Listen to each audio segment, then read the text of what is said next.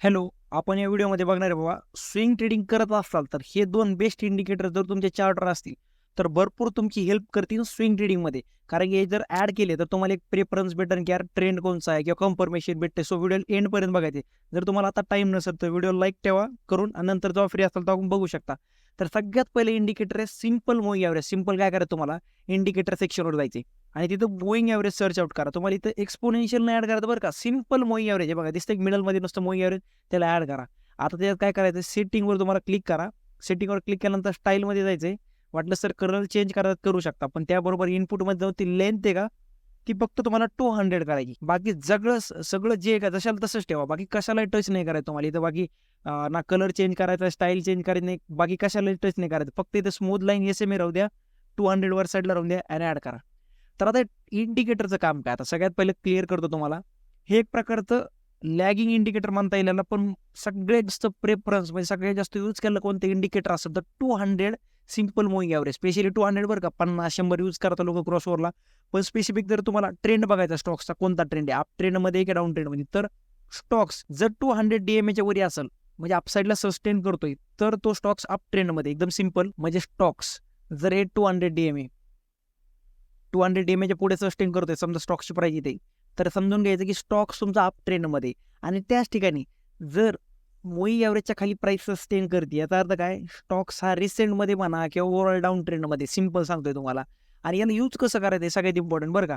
जर तुम्हाला सांगतोय तुम्ही जर बाय साईडचा ट्रेड प्लॅन करताय आणि जर प्राइस 200 सिंपल मूव्हिंग ॲव्हरेज पाशी सपोर्ट घेते, जसं की आता DLFचा चार्ट लावला बघा, डेली टाइम फ्रेमला तुम्ही प्रेफरन्स म्हणून बघू शकता.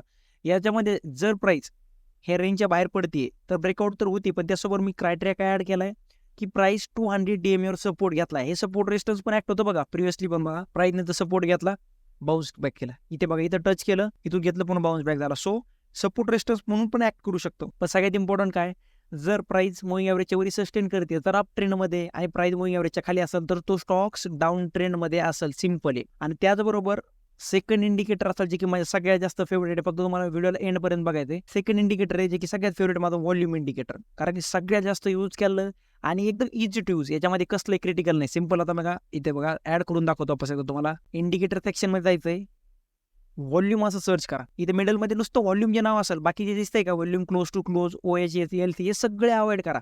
फक्त व्हॉल्यूम ऍड करा. आता व्हॉल्यूम ऍड केलं का, हे सेटिंगला टच नाही करत बरं का. याची सेटिंग तुम्हाला टच करत नाही, ॲज इट इज जशाल तशी राहू द्या. आणि आता इथं काम काय असं व्हॉल्यूम इंडिकेटर. आता बघा, सपोज जर तुम्ही एखादा स्टॉक्स ब्रेकआउटसाठी बघताय किंवा रेंज ब्रेकआउटसाठी प्लॅन करताय, आणि जर तो स्टॉक्स, आता बघा इथे आर्यन कॅपचा चार्ट आहे. जर तुम्ही टेलिग्रामला जॉईन असताल तर मी तर फ्रीमध्ये शेअर केला हा स्टॉक्स. ज्याने आता ऑलमोस्ट तुम्हाला सांगतो 60% रिटर्न एका महिन्यात दिले.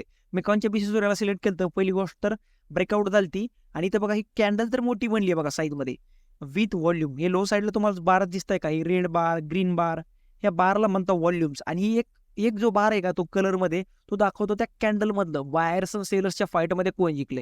तर इथं बघितलं आपल्याला जी ब्रेकआउट कॅन्डल झाली आहे, इथं जी बघितलं तुम्ही, एक सेकंद द्या, जर तुम्ही इथे बघितलं तर इथे बघा व्हॉल्यूम आवरेज, जे आवरेज व्हॉल्यूम आहे का बघा किती छोटंसं आहे बघा. इकडे जर बघितलं तुम्ही लो साईडला तर व्हॉल्यूम बघा कसलं छोटं आहे, पण सडनली एक मोठे कॅन्डल तर व्हॉल्यूम येते. म्हणजे कॅन्डल मोठी पण तिची प्लस व्हॉल्यूम, म्हणजे काय, इथं बिग मनी इन्व्हॉल्व झालाय. जर व्हॉल्यूम असं येत असेल एकदम, म्हणजे बाकी सगळ्यांपेक्षा जास्त, विथ कॅन्डल सपोर्ट, म्हणजे कॅन्डल सुद्धा साईजमध्ये चांगली दिसते आणि व्हॉल्यूम सुद्धा, याचा अर्थ काय, इथं बिग मनी इन्व्हॉल्व आहे किंवा चांगली न्यूज आली. सो त्यानंतर बघा स्टॉक्स ऑलमोस्ट किती पर्सेंट रॅली गेली. आता स्केल यूज केले, ऑलमोस्ट 40%ची रॅली केली आहे. ह्या पॉईंटपासून ह्या पॉईंटपर्यंत 40%ची रॅली केली. 40%ची किती दिवसामध्ये, फक्त 10 ते 15 दिवसामध्ये. ही पॉवर आहे व्हॉल्यूमची. आता तो व्हॉल्यूमला बघा अजून एकदा कसं यूज करत दाखवते. एकदा इथं बघा, स्टॉक्स कंटिन्यू डाऊन ट्रेंडमध्ये होता. सडनली काय केलं, डबल बॉटम, म्हणजे ते आपलं डब्ल्यू पॅटर्न नाही काय चार्ट पॅटर्न्स मधलं, त्याने काय केलं, डब्ल्यू पॅटर्नचं ब्रेकडाऊन दिलं, ब्रेकआउट दिलं, सॉरी. ब्रेकआउट केल्यानंतर बघा कॅन्डलची साईज विथ व्हॉल्यूम सपोर्ट बघा इकडे. आणि रिसेंटमधलं व्हॉल्यूम चेक करा. हे तर करताच आहे, पण हे रिसेंटमध्ये मी जे ड्रॉ केले बॉटमला, हे बघा प्राइस ब्रेकआउट केलेच, प्लस व्हॉल्यूमने सुद्धा ब्रेकआउट केले. व्हॉल्यूम इतके दिवस बघा कसलं बारीक बारीक दिसत होतं तुम्हाला. ते ग्राफ्स म्हणता त्याला, कॉलम्स म्हणा, कोणा त्यांना वेगवेगळे नाव देतात, पण सडनली बार बघा केवढा झालाय, तो ग्रीन साईजमध्ये केवढा झालाय, बाकी सगळ्यांपेक्षा जास्त. आणि इकडे बघा आपल्याला डबल बॉटमचं सुद्धा ब्रेकआउट झालंय, विथ कॅन्डल, विथ व्हॉल्यूम. त्यानंतर तो स्टॉक्स बघा, आर्यन कॅप किती रुपये, 44 रुपीज, म्हणजे 45 रुपीची बाईंग होती. आता तो स्टॉक्स कुठे बघा, ऑलमोस्ट तुमच्या स्टॉक्सनी 100% प्लसचं रिटर्न दिलंय. कन्फर्मेशन काय होतं व्हॉल्यूमचं. सो तुम्हाला व्हिडिओ आवडला असेल तर व्हिडिओला लाईक करा, तुमच्या मित्रासोबत शेअर करा आणि एक काम करा, हे 2 इंडिकेटर कंपल्सरी चार्टर असू द्या. कारण की आपण आता मी बघतोय भरपूर जणांना RSI लावता, MACD लावताय, वेगवेगळे मोईंग ॲव्हरेज लावता. एवढे सगळे चार्टवर खिचडी करण्यापेक्षा सिंपल 2 इंडिकेटर आहे बघा. माझ्या चार्टवर दिसतं एक मोईंग ॲव्हरेज आहे, दुसरं व्हॉल्यूम आहे. सो काय होतंय आपल्याला क्लिअरिटी दिसतीये. एखाद्या जर एखाद्या स्टॉक्सनी ब्रेकआउट दिले, आता आजचं एक्झाम्पल दाखवतो तुम्हाला.